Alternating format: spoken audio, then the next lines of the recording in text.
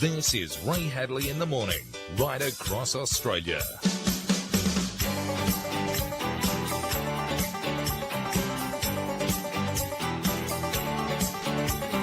And good morning and welcome. Monday the 12th of July. I'm Ray Hadley. Great to have you company on 2GB, 2CC, 4BC, stationed on the Capital Radio, Midwest Radio Grant Broadcaster, Resonate Networks, and all our listeners on the 2GB and 4BC apps. Atop of 17 in the city of Sydney, about the same out west, atop of 20 in Brisbane. And we'll check the weather across the rest of the listening area shortly. No matter where you might be, the number is the same, 131873. Email me either rayhadley.com, 2gb.com, 4bc.com.au. Access information from the program by go to facebook.com/The Ray Hadley Morning Show. Well, it's a big news morning, of course, and we'll keep you across all the breaking news in relation to COVID. The Premier in New South Wales, Gladys Berejiklian, signalled yesterday, and she'd have the figures, that it'll be in excess of 100 people diagnosed with the virus today, and she would have known when she made that announcement because the figures locked off from 8 o'clock the night before when she made the announcement yesterday, being Saturday night, and so early, of course, on Sunday morning she'd know exactly what we're confronting on Monday. New South Wales ACT locked out of Victoria, which is understandable. New South Wales is at a tipping point with the virus. We're teetering on the edge as a result of what we do in Sydney. It's critical. Southwestern Sydney, especially Fairfield, is an area we'll talk about in detail this morning. It's a basket case. And the message is not getting through. There are a number of businesses that have been targeted as close contacts from Fairfield, medical practices, various supermarkets, grocery stores and the like, and the message is simply not getting through. Cogra gets a mention. Dural gets a mention. For people that, and these are not close contacts, but of course casual contacts. Shell's Coal Express petrol station, Old Northern Road, the Caltex on Old Northern Road. If you were there at certain times, you are a casual contact. If you get crook, you need to get tested.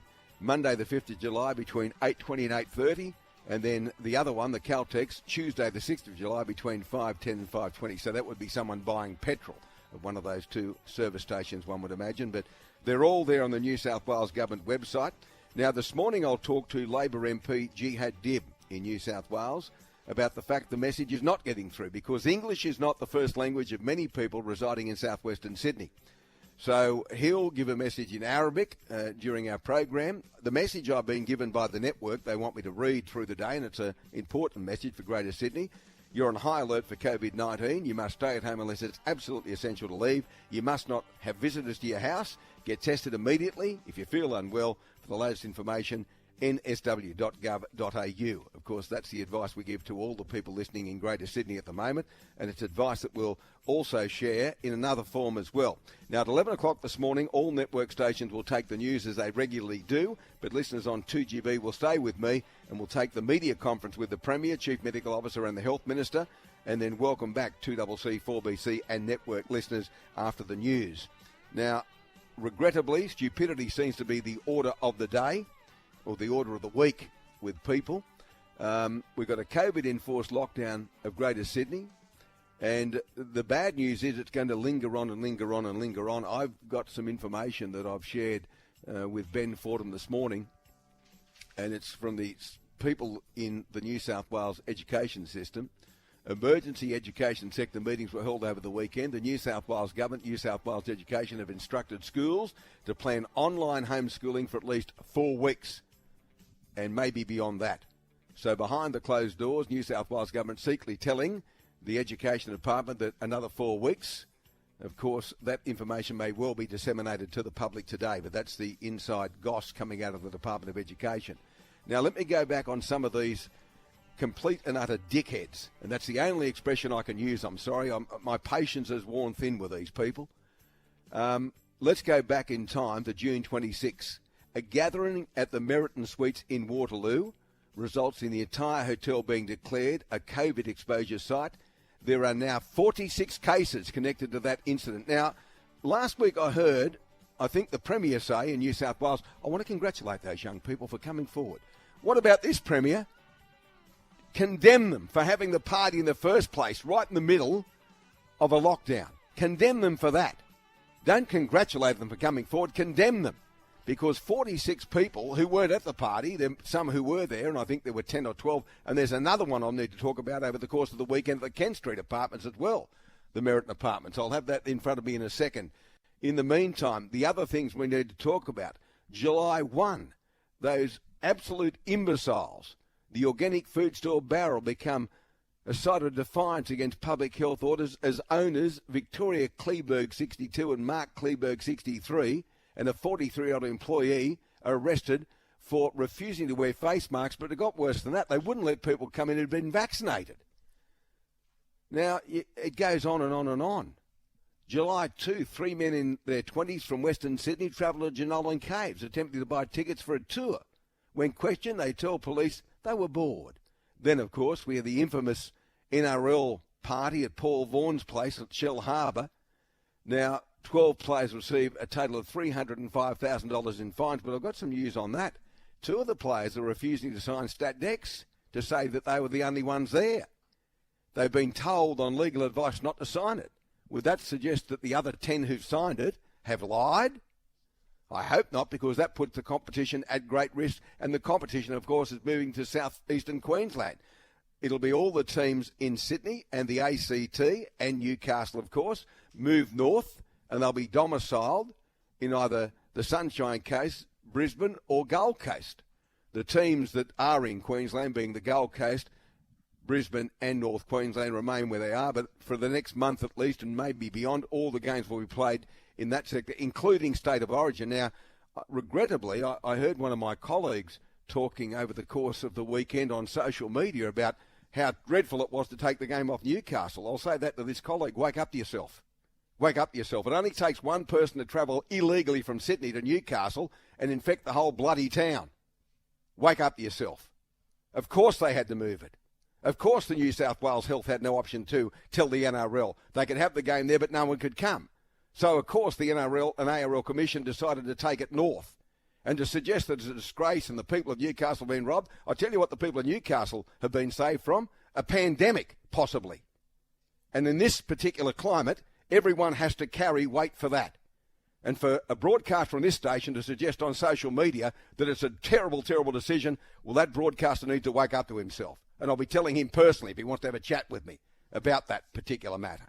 In the meantime, what we need is to be on the same page when it comes to the pandemic, because we're in strife, old mate. We're in strife. I've got family in Newcastle. I've got a 6-month-old granddaughter who was in hospital over the weekend with a bronchial.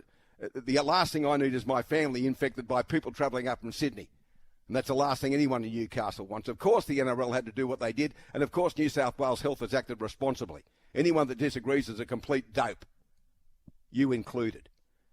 Now, the next one we get to. July 9, 8 men found to be holding a house party at Randwick. One of them found by police hiding behind a shower curtain. July 9, 6 people found to be celebrating an 18th birthday party at the entrance. July 7, police find a 38-year-old man who travelled from Penrith to Mudgee, taking a train and bus to meet someone he'd been chatting with on social media. July 10, police attend a small unit at Marrickville. 15 men playing a game of cards in a smoke-filled room. July 11, following a noise complaint of music and other things, police attend a Maryland's West apartment block. They found 5 men, aged in their 20s, playing a game of PlayStation in underground parking garage. July 11 again, 2 people found to be celebrating an 18th birthday party near a Sydney Olympic Park, and so it goes on. And then you've got these other people that I'm talking about, Meriton Suites, Kent Street, found to have breached, 6 people staying there in some sort of party. Illegal gatherings left, right and centre. What don't these people get? What sort of imbecility are we talking about here? Really? Stupidity, the order of the day. Of course, among all that dreadful news, we had some great news. Ash Barty, what a fantastic woman. A young lady of some substance.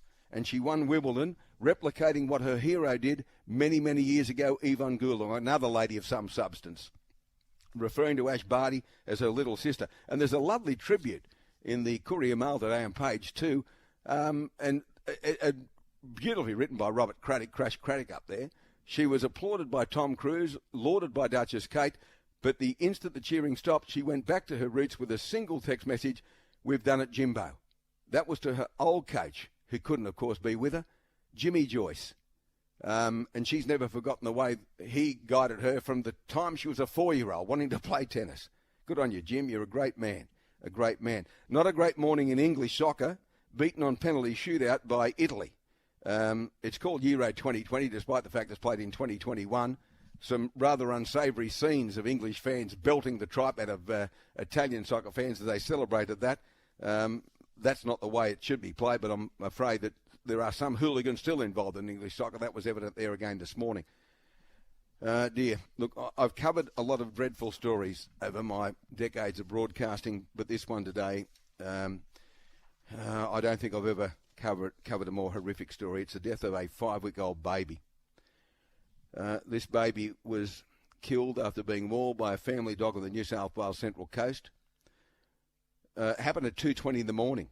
Police and emergency services called to Carryong near Gosford. It was in relation to a dog attack, according to senior police, on a baby by the family's American Staffordshire Terrier. Now, obviously, we have, our thoughts are with the family. The parents would be inconsolable. Questions need to be asked why the dog wasn't put down after earlier in an incident. It dragged, apparently, a Cocker Spaniel through a fence from next door and killed it. The council were investigating that. And how the people kept the dog beyond that is, well, beyond my belief. It's tragic for the family, but I want you to spare a thought for those paramedics and police, the first responders, and what they confronted at the scene. You can only imagine the horror they confronted. Now, they carry a dreadful burden, those officers, those police officers, those paramedics, a dreadful, dreadful, dreadful burden.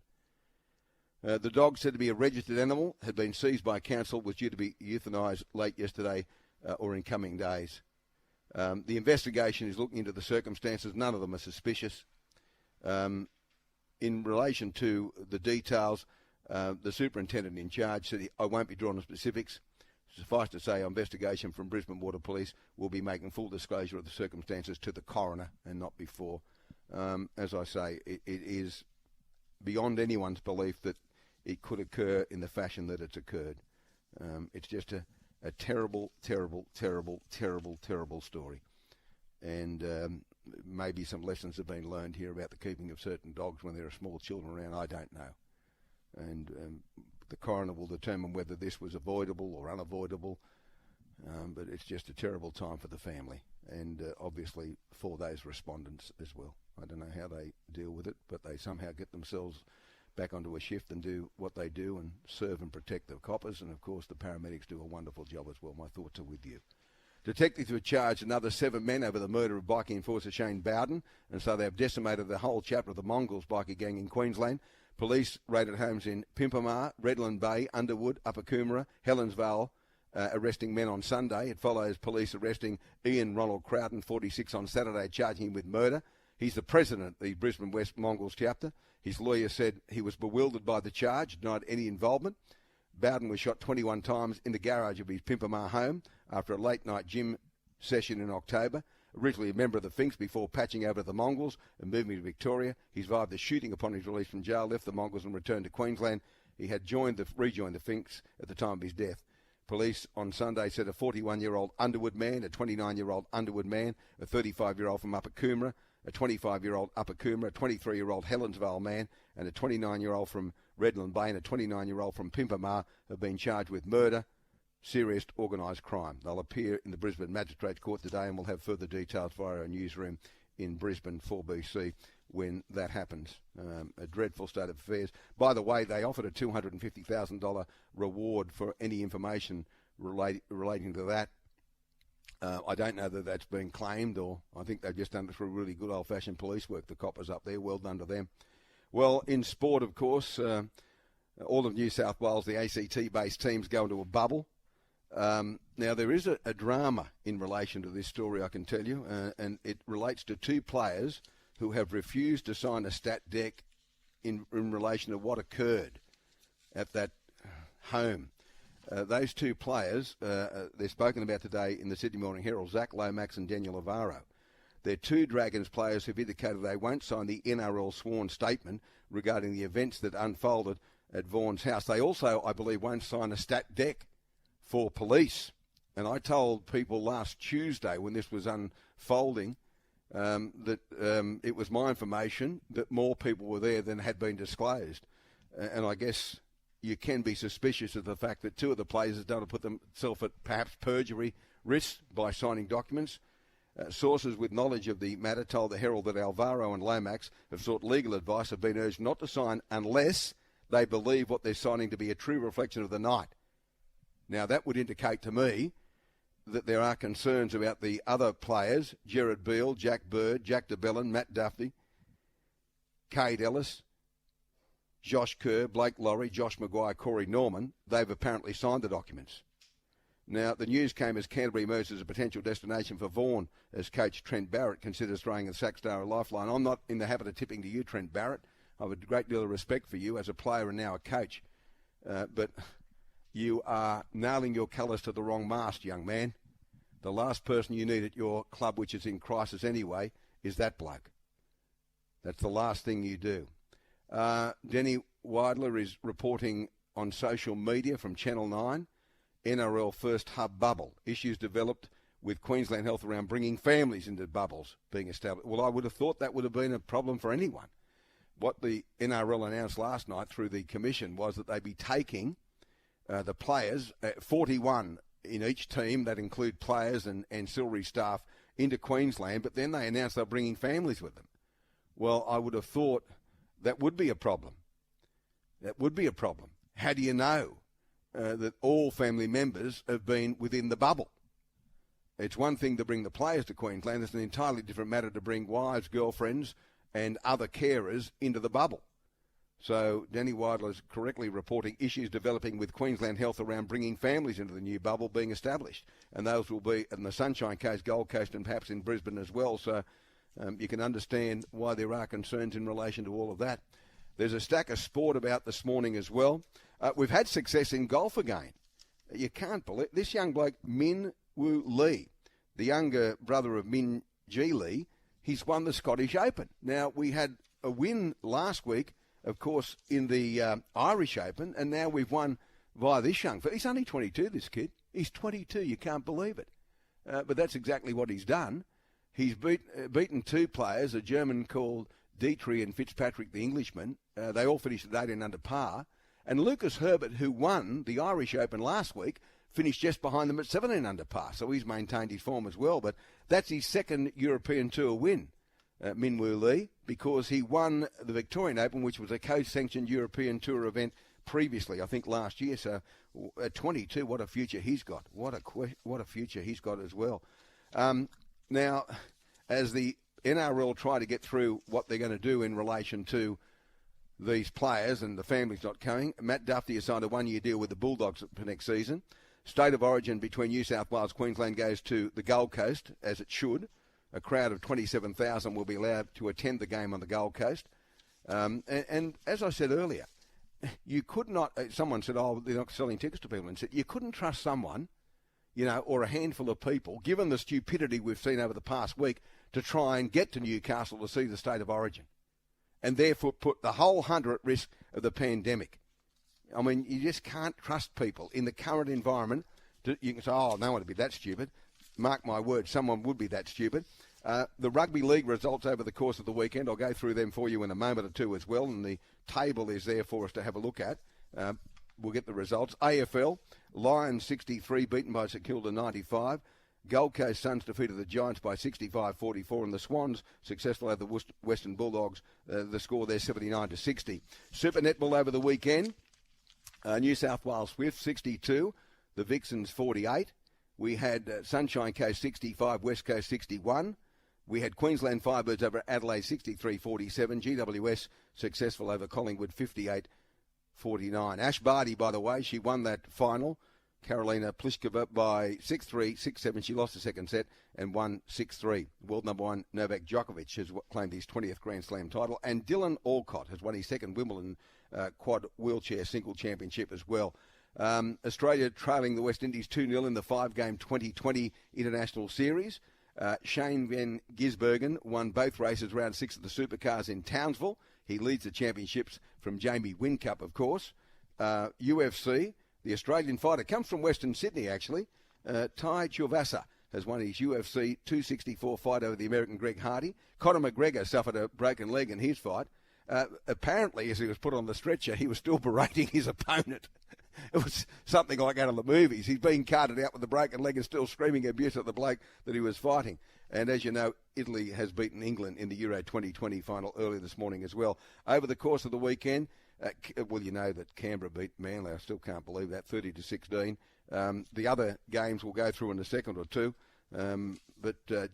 Oh, by the way, I'll get to Jamie Carr in a minute as well. What an effort by her. Yeah, the Roosters over Canterbury 22-16, and we had the Cronulla side beating the Warriors 20-12, and earlier, of course, the Rabbitohs over North Queensland 46 points to 18, and as I mentioned, Canberra upsetting Manly without Tom Trebojevic rather. Victorian jockey Jamie Carr has made history at the week, becoming the first jockey in Victoria to ride 100 Metro winners in a season. Now, this is a young woman. She is a woman, Jamie Carr, who's met the men on equal. There's no concessions for women in racing. They've got to do exactly what the blokes do. And this remarkable young woman has done exactly that. She's made history. The first jockey in Victorian racing to ride 100 Metropolitan winners in a season. Never. You think of all the great riders that have ridden previously. Yes, there are more meetings now than there were previously, but you think of all the great riders in Victoria, and in the history of it, no one's done what this young woman's done. What a rider she is. You can call me, 131873, email me at 2gb.com, rayhadley.com, 4bc.com.au, podcast videos and program content by going to facebook.com/The Ray Hadley Morning Show. I'm Ray Hadley on 2GB, 2CC, 4BC, stations on the Capital Radio, Midwest Radio Grand Broadcaster, Resonate Networks, and all our digital platforms. Jihad Dib, of course, is the New South Wales Labor member for Lakemba, and he's on the line right now. Jihad, g'day. G'day, how are you, Ray? Fighting a losing battle on some fronts, and that's why I need your help. Always happy to help, mate. I know that. You've made mention of the fact that one of the problems in southwestern Sydney, you're the member for Lakemba, but even further out, outside your jurisdiction, there are people whose first language is not English, and as a result, the message may not be getting through. Now, we've got this outbreak in Fairfield at the moment. I notice one of them is a Middle Eastern grocery store of some description. Now, I'm asked after your help. You've made the point to me previously, a lot of young tradies who may be first or second generation Australians and come from a Middle Eastern background, listen to the program, and maybe the message needs to get out to them to talk to mum and dad, nan and pop and other people in their family, senior member of their family, to just listen to what's happening and explain to them in Arabic what they need to do. Yeah, look, I think you're spot on there, Ray, and certainly the whole idea, if we can get the message out to everybody in whatever way we can, that's the really important thing. So, you know, we've seen that people, regardless of the language they speak, you know, people whose first language is English have struggled with some of the messages, and if one way to get the message, say, to some older people whose English might not be, 100%, the reason behind that is I think I don't want them to listen to a message in English where they might understand, say, 70%. If they can understand 100% in their own native tongue, well, let's make sure they understand the message 100%.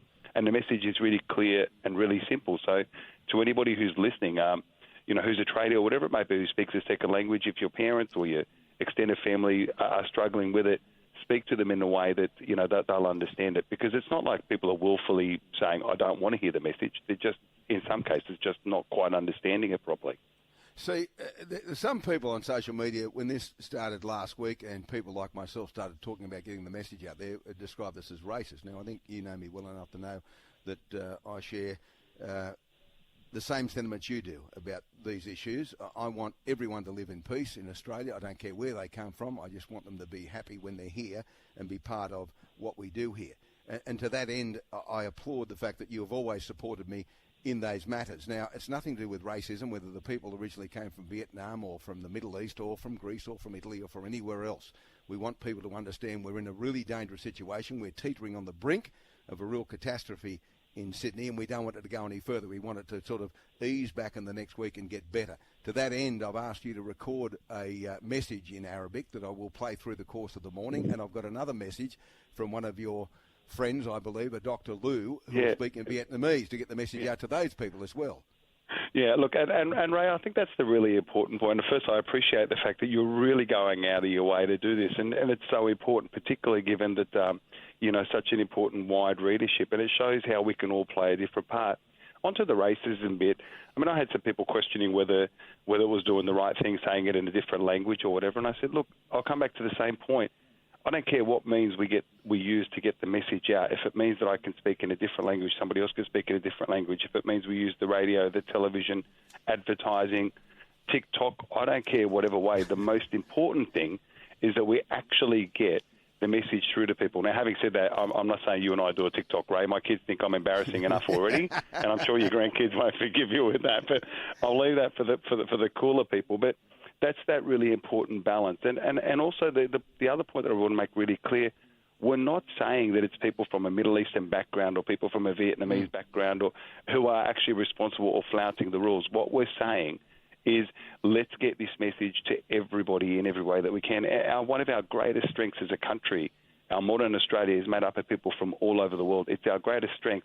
Let's make sure that we use that strength because, as you said, we are teetering on an edge here, and it's responsibility of every single person to do whatever they can to try and stop that from happening. And if that means we say it in whatever language somebody may understand, well, then let's bloody well do that because otherwise we don't want to be waking up in 2 months' time and saying, you know what, we should have done more. Let's do everything we can right now. Well said. Now, to your point, I've been giving a message and broadcasters all over the weekend, the same message. It's for Greater Sydney. You're on high alert for COVID-19. You must stay at home unless it's absolutely necessary to leave. You must not have visitors into your house. Get tested immediately if you're unwell. Latest information, newsouthwales.gov.au. You've recorded the same message in Arabic. Dr. Lou's recorded in Vietnamese, and we'll play that. But one of the things I want to touch on is how important to some of these people, well, probably all of these people, family is. You know, no more important. I haven't seen my grandkids for 3 weeks, and I miss them dearly. But that's just the way things are at the moment. But we've got to impress upon those people with those large extended families, be they English background, be they Arabic, be they Vietnamese, be they whatever. The Greeks and Italians have a great, great, great feeling for family. At this particular juncture in our lives, you can't just pop in and see your aunt and uncle, your nan and pop. You simply can't do it. You put them at risk. Yeah, and family is so important to everybody, not only just to multicultural communities, but we've got to find a different way. Prior to this, I was in isolation because of the Parliament where some MPs were in isolation as close contact. So I hadn't actually seen my parents, and then literally my isolation finished, and we've gone into this particular part of the stay-at-home orders. So we just have to find other ways to do it. Like I managed to get my dad onto FaceTime the other day. He's never done it before, but it was really fantastic. And it was, and I got his whole face. I didn't get like his ear or his forehead. He actually did better than I thought that he did. But it was quite funny. I mean, he did hold the phone a bit too close to his face, but it was a great thing. And I missed him. And I said yesterday really clearly, it doesn't mean that I love my family any less because I'm not visiting at the moment. If anything, I'm actually showing how much love I have for my family because I'm actually doing the best that I can to protect me, them, and everybody else. And that's the message that we need to get across. We're not saying don't visit your family because we're trying to say, family units don't exist. They're incredibly important. But let's actually find another way. And then hopefully when we get through this, we'll all be together again. But I think the really important message is that this isn't just about you as an individual. This is about you inadvertently passing it on to somebody else, inadvertently hurting your family. No one would ever choose to do that to their family on purpose. So let's make sure that we don't do it by accident. And that's where I think it's been really important. Mate, we've got technology now that means that we can communicate with each other much, much easier. And I think that's the really important thing. And, we may not be physically connected, but we're still connected in so many other ways. And I even put something up on my, on my social media the other day. Said, look, just make sure that you stay connected to people. That's the really important thing because we don't want people to feel lonely. By the way, I've just got a shot from one of your postings of Dad. You're 100% right. He's got the camera a little bit too close. And the gall of him too. I've been growing a bit of a beard. He said, basically words to the effect, son, you're looking older than I am with the beard. And I thought, wow, geez, that. He looks like Father Christmas. Like it's lovely, mate. He is. He's the Arabic Santa Claus. We always have a bit of a laugh with him, but. I try and visit my parents at least every couple of days, and it's been really hard. But I worry about them, and of course ask, is everything okay? Do they have everything they need? And One of the nicest things, Ray, in all of this is that we're going through this real hardship. But gee, we're seeing some good things in people. We're seeing some of the community groups really step it up. We're seeing some of the best of humanity. We're seeing people care. We're seeing people make phone calls to one another. And it comes down to this. Let's just always treat people with the most kindness that we can. You know, there are people who are the essential workers who are out there who are getting abused because people are having to wait a little bit in line. Mate, wait in line for a little bit. These people are actually taking a risk for you. Be kind, be thoughtful, be considerate, because you and I maybe we're lucky that, you know, we're going to get through this because, you know, we've got a pretty decent, access to a lifestyle. You know, like I've got a comfortable home. There are people who are doing it really tough. So let's also see it from their point of view. If somebody's anxious, let's not judge them. You know, this is fair that people would be anxious, and let's just support them any way that we can. And that's where that sense of community and connection is just so incredibly important. And rather than just simply say to people, don't do this, don't do that, let's give them the reason. Please don't visit your family because you could inadvertently hurt them. Please find another way to do it. Please, if you're feeling unwell, get tested. Just because you got tested 2 weeks ago doesn't mean that you may not have caught it since then. Please don't go out unless it's absolutely essential. They're the messages that I think are really clear.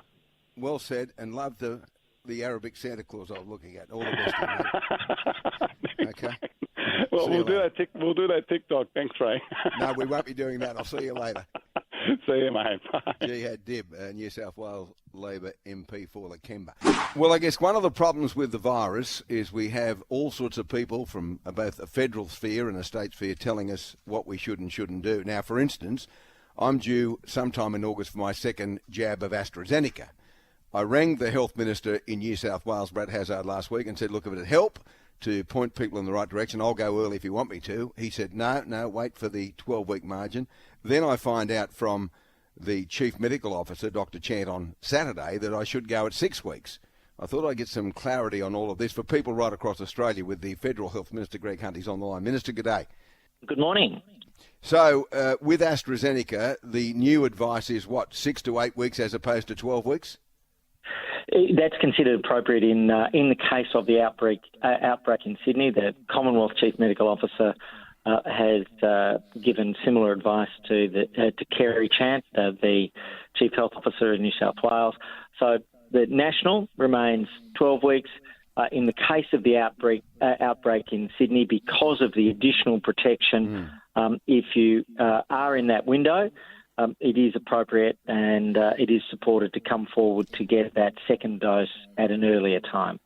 Okay, this Delta variant is attacking younger people. We've had a couple of very young ones in ICU, one under a respirator, actually. So what's the message about Pfizer? We had the Prime Minister on Friday. He said, look, we're going to get stacks of Pfizer out in a very short space of time. When can we expect those people, those younger ones, to start getting their first and second doses? So we've said the under 40s are likely to be brought in late September to early October. We will judge that as we go through the vaccination program. The risk is for everybody. The greatest risk is for older people. But the strong advertisements that have been put out are saying, please stay at home. The same thing is get tested if you have symptoms, and if you are eligible, please be vaccinated. So we have to work right through all of those three things. They're the three things that everybody can do. Stay at home, get tested, and if eligible, be vaccinated at the earliest possible time. I'll come back to Pfizer in a moment and the increased supply we're getting, but there's been some criticism, I don't know why, of this Grim Reaper type commercial that aired last night. I think that you've got to go hard. You've got to illustrate to people that someone relatively young by comparison to others can be on a respirator and all sorts of strife unless, of course, they get that vaccination. Correct. No, this is a deliberate, strong message which says that given the outbreak in Sydney, anybody can catch it, anybody can pass it on, and anybody can suffer agonising consequences. And so stay at home, please be tested, and if eligible, please be vaccinated and get your second dose. And people have been fantastic, but it is a challenging time. And so that's why there's support. There's the mental health support, which we're very focused on through Beyond Blue, and then there's the disaster relief payment through Services Australia. So to Sydney-siders and to people who are affected, we know this is hard. You're doing a fantastic job, and each of you can make a difference, but we're also supporting with that mental health support and that disaster relief payment support, which is the same as the final level for JobKeeper. Okay, now we've got the Pfizer in increased numbers, according to the Prime Minister, after a deal's been struck between the government and the company. But what about Moderna and what about this Novavax? Where are we up to with those supplies? Because what we need is as many of those supplies into the country as we can. Correct. So we've got the 40 million Pfizer, and that will increase to 1 million a week from at mid-July. I think the week of the 19th of July is when the first of those 1 million doses arrives.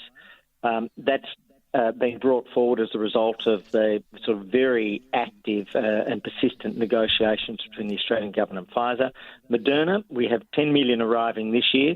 The first 1 million is expected in September, and then 3 million a month through October, November and December. That's an mRNA vaccine. And then Novavax, we're still awaiting on confirmation of time, but they've just submitted what's called clinical trial data, very, very good data on the outcomes. And we're expecting that the first of those doses will arrive in the latter part of the year. Now, I know you're Health Minister, but you may not be aware of this syndrome that I've revealed on the program from time to time. It's called relevancy deprivation syndrome. It's usually suffered by former Prime Ministers, and the two that are most adversely affected are K. Rudd and M. Turnbull. Now, fortunately, Julia Gillard and Tony Abbott must have been vaccinated against it because they're not afflicted by it. Mr. Rudd is claiming all sorts of success in relation to Pfizer, and as you'd know, success has many fathers, failure has none. And so all of a sudden he's lining up to take credit for all of this. Is there any truth or semblance of truth in his claims? Look, I did chuckle when I saw the story. We received the letter after we'd done the work with Pfizer, and we knew the outcome was likely to be exactly as it was, of moving to the 1 million a week. And we did, as a group, say, well, we know that once the government announces it, that letter from the former Prime Minister is likely to be put out there. But we appreciate all of the help, even if it hasn't added to the outcome. But look, this is serious work that the Australian government's been doing. We've contracted the 40 million with Pfizer, but we've been able to bring it forward, and that's what matters. And I'll let others speak for themselves, but that action came after the fact. But we were certain that the letter would be put out there. But anyway, we'll let others speak for themselves. But I'm happy for the Australian people that we've been able to achieve this. Well, it gets worse because Malcolm Turnbull this morning has put out this. Thank you, K. Rudd, for speaking to the chairman of Pfizer to secure an earlier delivery of vaccines. Staggering the vaccination of Australians was apparently not important enough to warrant a call from either Scott Morrison or Greg Hunt. Now, he has a seriously bad dose of relevancy deprivation syndrome, that Prime Minister or that former Prime Minister. And again, you've got people sniping at the edges when we're in the middle of a pandemic in Sydney. Turnbull lives in Sydney. My advice to you, Malcolm, pull your head in there looking for wood, you unbelievable. Well, I won't comment on that. I will say that on multiple occasions with the Australian head and Harris, who has done the work to secure the extra vaccines, the earlier vaccines for Australia, and that's incredibly important. And she and her team, they have been unstinting in this fight to get this outcome, and we've worked with them just consistently throughout, and I'm very thankful to them. They've delivered everything they've said they'd deliver in the volumes and on the time frame they've said they delivered, and this announcement came at the expected time, at the expected volume. So what matters for the Australian people is more people will be vaccinated earlier. You're too nice. Thanks very much for your time. Thanks a lot, Ray. Cheers. Greg Hunt, Federal Health Minister.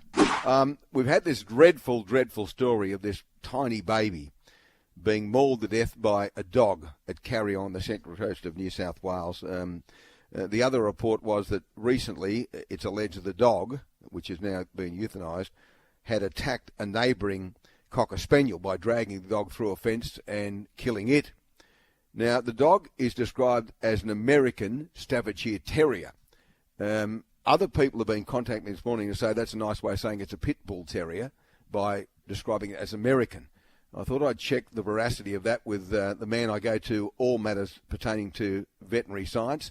Dr. Rob Zemmett from the Vineyard Veterinary Hospital is online. G'day, Doc. Hey, Ray. Yeah, very, very sad. You and I have often said we couldn't imagine how bad it would be to lose a child. We don't want to make it any worse for the parents. No. We don't know the circumstances, but just terrible. But yes, the American Staffordshire Bull Terrier, while it's a separate breed to the Pit Bull Terrier, do have origins going back to what was called the Pit and Bull Terrier dogs that went to America. They both have the same origins and have very similar, big, energetic dogs that will get into a fight very quickly. And unfortunately, they can be aggressive if they're allowed to be. So you're not wrong when you call it an American Staffordshire Bull Terrier. They're a registered breed, whereas the Pit Bull Terrier is not. It's simply that they do have similarities and they do have origins going way back when dogs first went to America from England, those dogs. Okay. Now, the ordinary Staffordshire Bull Terrier is a different breed altogether, correct? Yeah, that's a much smaller dog. The English Staffordshire is a much smaller dog. And while they're powerful as little dogs, they're less prone to get into fights, and they're not as aggressive as their cousins, the American Staffordshire Bull Terrier, so they're not as savage as the Pit Bull Terrier, which was bred, unfortunately, in America for a long time to be an aggressive dog. Okay, so if the Pit Bull Terrier is a brand, is a breed that's banned, yes, why is the American Staffordshire Bull Terrier allowed to be bred? And I'm only surmising that this is maybe not a one-off. I don't know, but why is it allowed to be bred and registered as it is in Australia or New South Wales at the moment? Well, they're recognised as a different breed in America, and so the American Staffordshire Bull Terrier is part of the pedigree dog world, and so they do allow them to be bred. Whereas the Pit Bull Terrier, though it's a banned breed and not supposed to be bred in Australia or New South Wales at least, they still come in and they're still bred. So they're two supposedly different breeds, and they've evolved now a fair amount of time between the differences. But the problem is that the two do sometimes, with people that are not honest, are interacting with the two breeds, and they're crossing the two breeds together. Yeah, sure. That could be a problem. We're not saying it's a problem here, but I mean, in general terms, because you deal with these sorts of things on a daily, if not hourly basis, with people and dogs being injured, I mean, wouldn't it be a signal to someone if another dog, in the form of a Cocker Spaniel, was dragged through a fence and mauled to death by this dog? It seems to have taken council a long time to do anything about that particular dog, and I guess they've got to deal with it legally and make sure they don't just go and seize the dog and put it down immediately. But one would imagine if it has the propensity to tear another dog apart, that the safer option would be to put the dog down. Oh, 100%. I'm very strong about that. People say I'm too hard about it, but for me, if a dog attacks and kills another dog, he's done it once, especially if he's not on his property, he's dragged it through a fence, and then he's going to do it again. And there is that real big thing that we always say, never leave children 12 years or under unsupervised with dogs. Doesn't matter who the dog is or what the dog is, just never leave them unsupervised with dogs. But certainly a Staffordshire Bull Terrier that's done an attack, it's already shown the propensity to do it, it'll do it again. Okay, as always, in these difficult times, I appreciate your knowledge, and I'll talk again soon, mate. All the best to you. Look after yourself. All the very best to you, Bray. Thanks. That's Dr. Rob Zemmett. He's our vet guide from the Vineyard Veterinary Hospital. Every time we have a matter, and sometimes it's lighthearted, we called him during my time with the continuous call team, the resident vet for the continuous call team, looking after our health needs and the like. But he's a very capable man and very well versed in these matters in terms of what the vet science knows.